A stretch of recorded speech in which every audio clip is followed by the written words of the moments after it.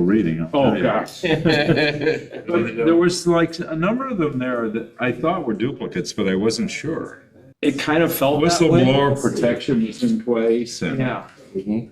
That's Employment- one is for, employment of New next to the substitutes. whistleblower thing though. yeah, it was a new It is policy. new, yeah, it So, is new. do you have any comments on those leaves? Sure, yeah, and I can help explain. So the difference in why they're duplicated is they're meant for different employee groups. Oh, they So are? your 4,200, or your, let's see, which one is it here? The 4,200 is for professional staff and the 3,100, or the 3,200 is for sports staff. Oh, 3,200 is for the, At 4. oh, I see, okay. We're talking it. Well, that's when they were done, then I called the meeting. Okay, all right. And I could didn't you hear explain that. a reason why we wouldn't use the same policy for all employees?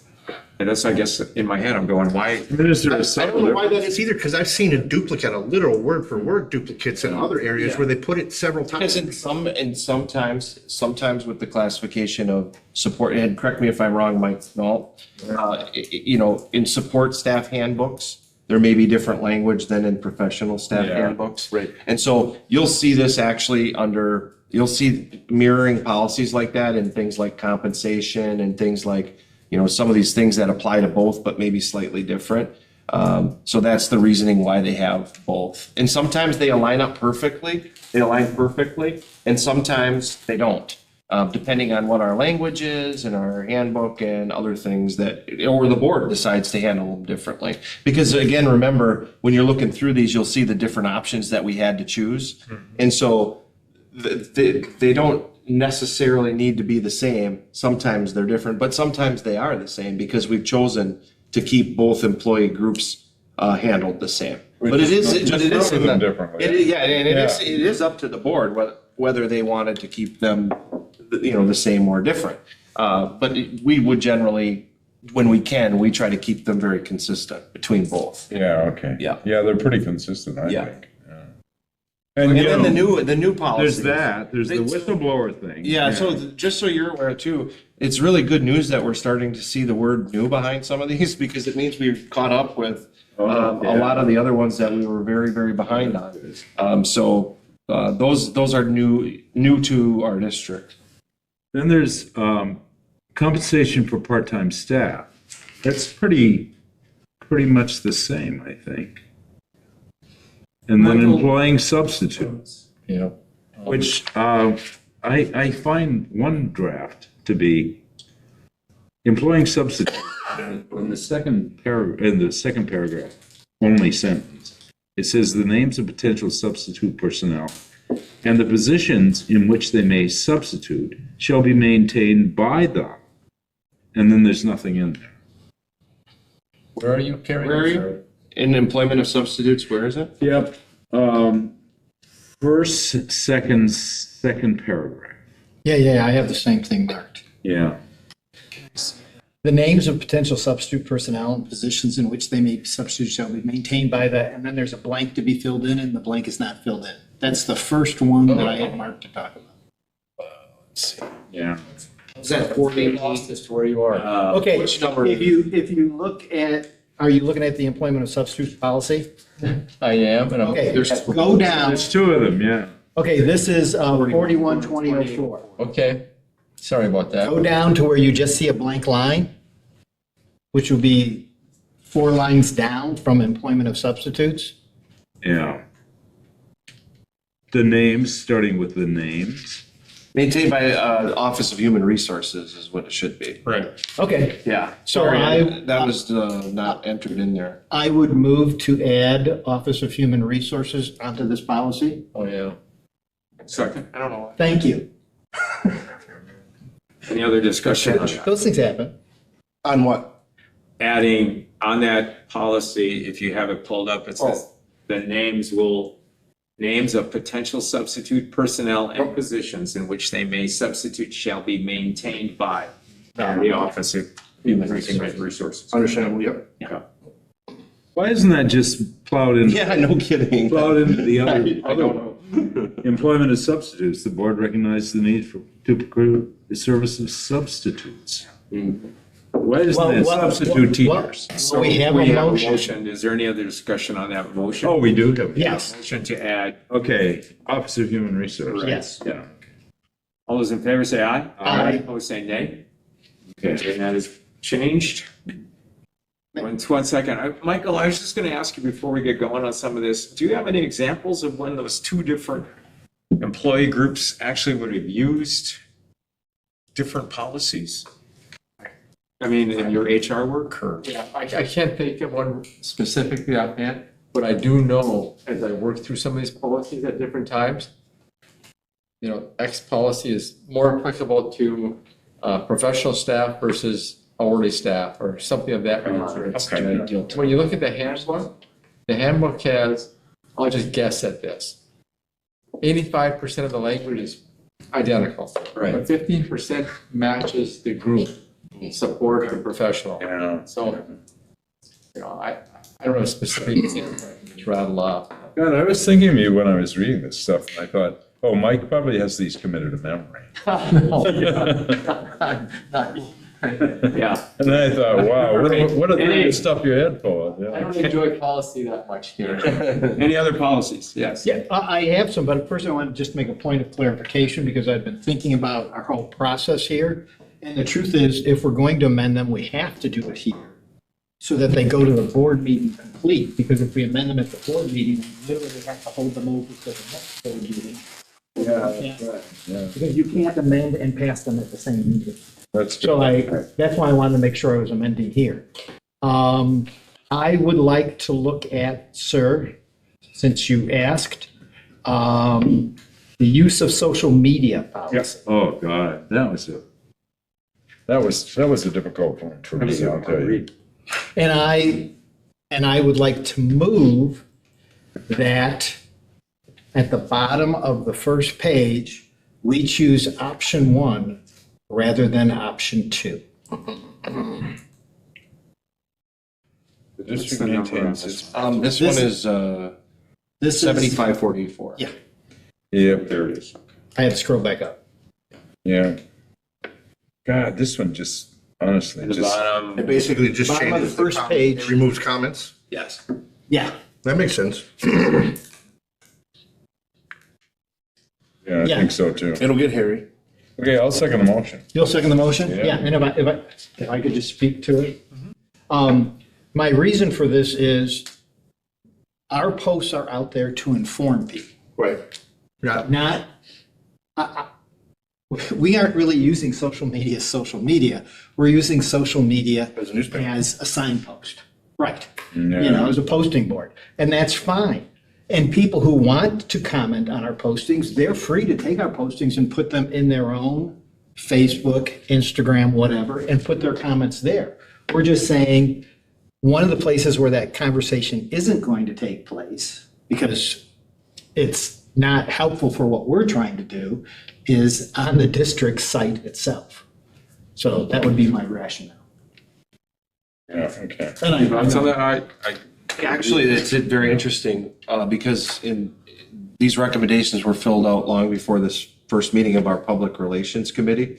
But our Public Relations Committee met just a week or so ago, 10 days or whatever it was. But they actually, in one of their brainstorming sessions, recommended that we do this very thing and pull those off of there. And their rationale was, if you don't have a specific person in the district set to monitor Yeah, all right. of those things, then you're not really knowing what's happening on them, and then it's not consistently applied. So their That's a full-time suggestion job, right? from that committee was actually to do this very thing. Right. Oh, that's pretty good. Any other discussion on that? All those in favor say aye. Aye. Opposed say nay. That's amended. Thank you. The rest is stuff. Anything else from anyone? 4440. 440, what's it? What's job-related expenses? Yes. In there, it says that there'll be, if teachers have to use their if they use their own funds to do things for class or whatever, they'll be reimbursed up to $100. Yeah. I have a question. How many times do we hear about this policy being used? And because I still hear a lot about teachers spending their own money. And one of the things that I've always hated was teachers spending their own money. Yeah. So I would like to either increase that or figure out if it's not being used a lot, Leanne, can you tell me if it has? If it's not being used a lot, is it because they'd rather just not go through the hassle of doing that? And if that's the case, then we need to change it and make it easier. I've always said that we need to have some sort of a either grant fund or kitty pot for the teachers that can simply go and use that, whether it's a school card for each one or an allotment that's given to them or whatever. I don't want them to have to make that decision at the store saying, hey, this would be nice for this class. I want to do this. Should I do it because I can't get reimbursed. I got to worry about bills this month. Do you know what I mean? Yeah, and I'm glad you brought that up. So what happens in the district is if a staff member would like to make a purchase of supplies, equipment, things in their classroom, they submit a purchase request. Purchase requests are then funneled through, if it's through their building budget, it'll be funneled through the principal for approval. I think the clause you're looking at here on the $100 Yeah. is really only, this is just basically saying like, let's say that you were at a conference for the school district. Yeah. And let's say that you went and had a $20 meal for dinner.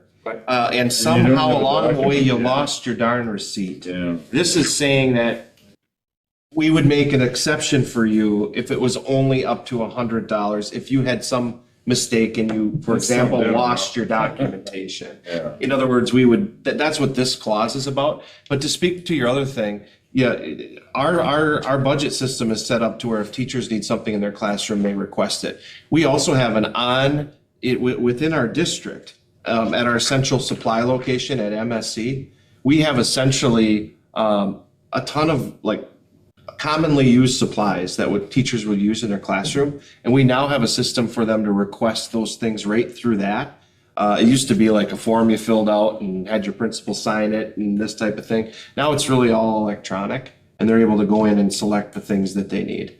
What you're talking about is that really all of our employees just need to know one thing. If you want to be reimbursed for something that you need to purchase, it's always easiest to go through the purchase request process, receive a credit card from your building, go out and make the purchase, return with the receipt, than it is to reimburse people.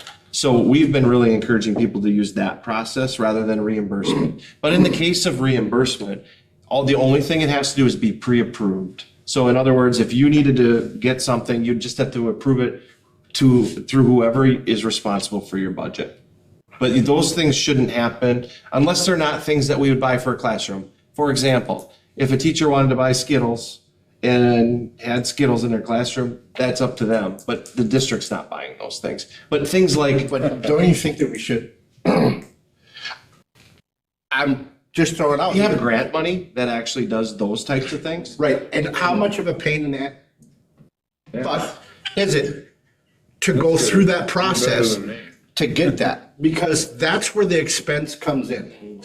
The teachers are gonna go through the process of what you need when they're out at a function and they, if they lose a receipt, I can understand all those things. It's one of those things where the teacher's walking down the mall and says, you know what? These would be cool little positive reinforcement gifts or whatever.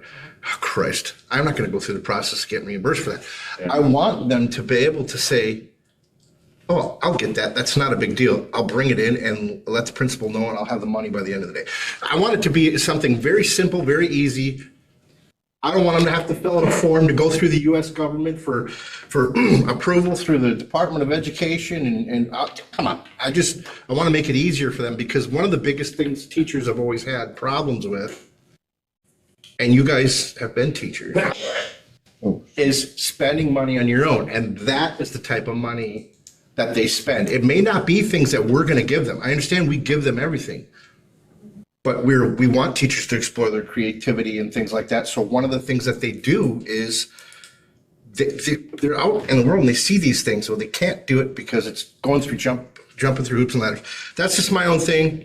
I just would like to stick that out there. Yeah, and just to speak to that for you, I want you to know that at every building, for every room, principals have discretionary funds. Some principals run their discretionary funds that I have yada yada amount. And they tell everybody in the beginning of the year, late August, early September, this is how much I've got. If I parse it out across all the rooms, you each get $328 or whatever it is, okay? And then the teachers turn the stuff in, or they say, I have this big pot. If you need anything for your room, you let me know. You bring me the receipts and I'll reimburse you for it. The things you're talking about, the rewards for behavior and the things to drive interest and enthusiasm in the classroom, some principals happily provide money for that. At some schools, the PTO or PTA is happy to provide funds to do that too. But it is very much a school by school basis that that's done on. So it depends. You know, the whole time I taught, I will tell you, every year I left money in the budget because I knew, like you're talking, the impulse stuff. I just didn't want to go through the hoops on that. Right. So I just did.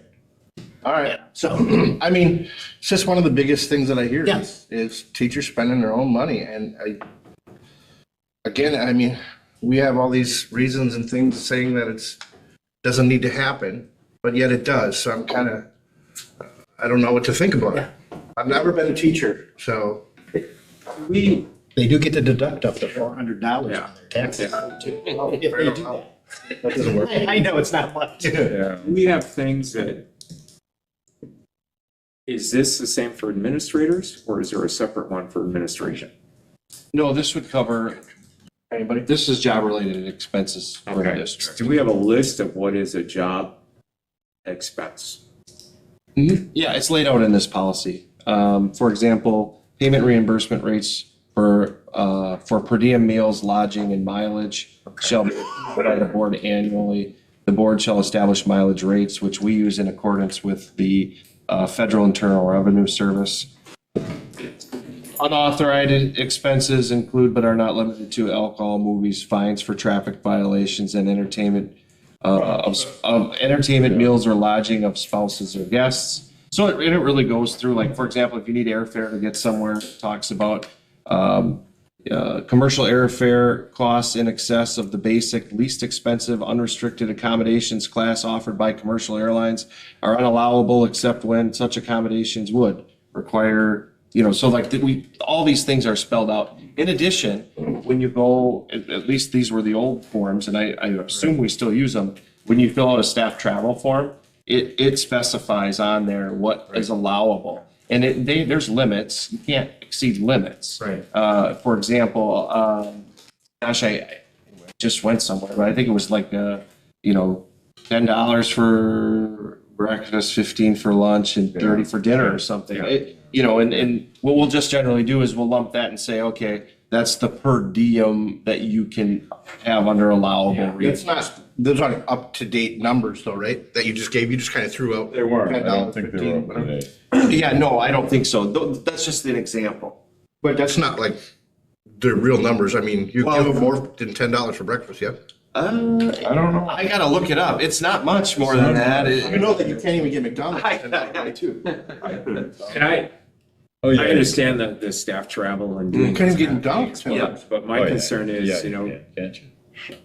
we get that Okay. credit card I mean, you- charges The guy got to eat a lot every of. month. And it's, is somebody monitoring I can't the breakfast that the Yeah. taxpayers are paying for? Yes, Yes. the business service office Okay, is doing. and my question is that something that we need to look at? To me, it's different if you're out of town and you're at a conference and we're covering your costs, that's completely different. But if we're paying for local meals, then That's a concern I have, that is that a wise use of taxpayer money? Yeah, that is not a practice that we do. Okay. We do not do that. While it would be staying local, it's a bad idea. Yeah. I agree. We do not engage in that practice. So All right, so- I'm interested in the search and seizure policy. Okay. I didn't see the word warrant in there ever. It's like, isn't that the Eighth Amendment that, was one of the primary grievances that brought about the revolution? Yeah.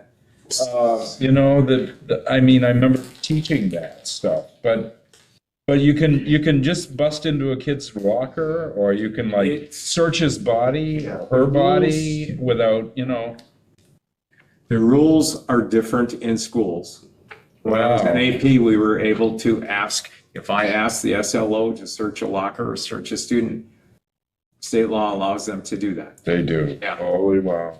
And the Constitution, the Supreme Court has found that students do not have the same constitutional protections that adults do. Wow. They have limited protection. It's not just that they don't have the same constitutional protection. The fact remains is the security of others is involved with that search. So Well, of you have course, to I worry can see, about, I can just see like that. when you're at the airport. Between that and dicking around and trying to get a warrant. I know, but it's just like when you're at the airport, Kerry, you really don't have, if a TSA wants to come up and search you, pat you down, you do what they say. And the reason being is because the security of whole is more important than that security of one. So that's kind of how they look at it in essence with school. Okay, that's good. Yeah, I'm all in favor. I have one question about this policy too, so I don't know how to change or not until I get an answer. The last large paragraph on the bottom of the first page Search and seizure? for certain, yeah, Okay. Last for, paragraph. for the search and seizure policy. The last two paragraphs starts with principal may arrange for a breath test, blood alcohol to be conducted on a student whenever they have individualized reasonable suspicion to believe the student has consumed or is under the influence of an alcoholic beverage while on school premises or while participating in a school-sponsored activity. My concern is, as somebody who has worked quite a bit with law enforcement, making that assertion is complicated and requires a rather large skill set. And I don't know if our principals are reasonably educated in how to do that. I know that our school resource officers absolutely are trained in making. I was gonna say that's what So I didn't know if we That's could a make good it, point. I think, when yeah. possible, in coordination with the school resource officer. I'm assuming that they would call that resource officer over. Principals would and not say, do that in this "No." district. They would There's ask and go, we would like you to do this. They would call. Because, But it's not, this is what you're saying. Yeah, it says the principal. It says the Which is- principal. May arrange, so the key there is that they may arrange, which means Right. they're gonna call the SRO. So, for example, if this were to happen at a, middle school, would be the middle school SRO. If it happens at an elementary school, they would call one of the secondary, resource officers over to the elementary school to do this. We don't have blood, or the PBTs No. on site at each Oh, school. so when it says the principal's then going to call in the SRO? Yes. Correct. And that's what Okay. it may arrange for. Okay, all right. It's not that the principal's ever All doing right, it. yeah, see, that's what worries me, is I don't want Correct. people who aren't experts. Yeah, no, we all wouldn't right, do that. any other policy? No, Hearing none. Nothing else? I Having move nothing that else, then I'm looking we for a recommend to the motion board the approval Motion. of all the policies. to move forward as amended. the Yeah, policies. move forward as a. I have a motion to move forward as amended, the policy. Second from Mr. Spalding. All those in favor say aye. Aye. Opposed say nay. Any other business? Do I have a motion to adjourn? Motion. I got a motion. Second. Second. All those in favor say aye. Aye. Aye. We are adjourned.